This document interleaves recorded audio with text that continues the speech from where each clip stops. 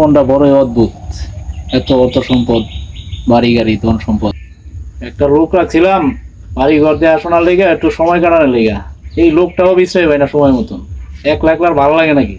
সম্পদ, জায়গা জমিন নাই, খাওয়ার লোক নাই, বউ নাই, পোলাপান নাই। ইমন, আইতাছে মালিক। জলদি আয়।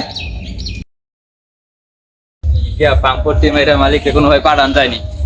পাঠাই আবার একটু বন্ধু বান্ধব আড্ডা দেগা। ইমন, আইছস? আসসালামু আলাইকুম।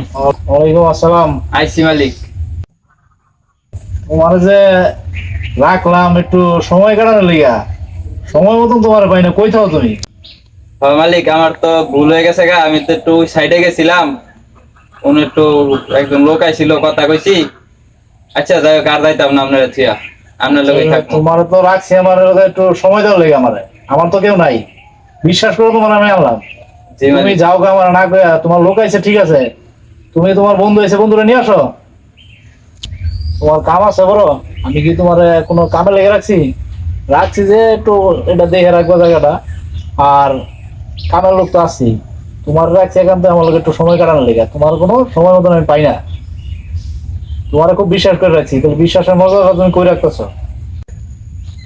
আচ্ছা মালিক, এরপরে আর এমন হইতো না, এবারকার মতো মাফ করে দেন। এরপরে থেকে আমার বন্ধুদের বলবো না এখানে আসতে, ওদেরও ভালো লাগবে এই জায়গায় আসলে। আপনার মালিক, এটা আমি থিয়েছি করে। আচ্ছা যাও, তাড়াতাড়ি থুয়ে আমার জন্য একটু পানি নিয়ে আসো। আচ্ছা ঠিক আছে, আপনি বসেন। বুকটা জ্বালা পুরা করতেছে। আমার কিরম জানি লাগতেছে, বেশি একটা ভালো লাগতেছে না। ইমন, জলদি পানি নিয়ে আসো, আমার জানি কিরম একটু লাগতেছে।